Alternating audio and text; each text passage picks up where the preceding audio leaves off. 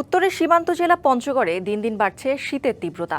আজ জেলার সর্বনিম্ন তাপমাত্রা রেকর্ড করা হয়েছে 13.3 ডিগ্রি সেলসিয়াস।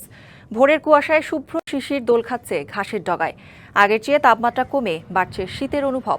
হিমালয় থেকে বয়ে আসা হিমেল বাতাস ও সকালবেলার কুয়াশায় ভোর থেকেই শীতের আমেজ বইছে। দিনের বেলা সূর্যের আলোতে খানিকটা উষ্ণতা থাকলেও সন্ধ্যা নামতেই নেমে আসে শীতলতা। মধ্যরাতের পর বাড়ে শীতের তীব্রতা, ঘন কুয়াশায় ঢেকে যায় চারপাশ। তবে ডিসেম্বরের প্রথম সপ্তাহে জেলা জুড়ে তাপমাত্রা আরও কমতে পারে জানিয়েছে আবহাওয়া অফিস। এদিকে কুয়াশার কারণে ভোরের হেডলাইট জ্বালিয়ে যানবাহন চলাচল করতে হচ্ছে। পঞ্চগড় ও আশপাশের জেলাগুলোতে শুরু হয়েছে শীতবস্ত্রের কেনাবেচা।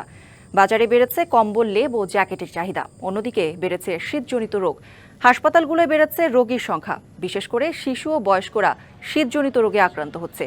এদিকে আবহাওয়া অধিদপ্তর জানিয়েছে ডিসেম্বরের মাঝামাঝি থেকে শীতের তীব্রতা আরও বাড়বে।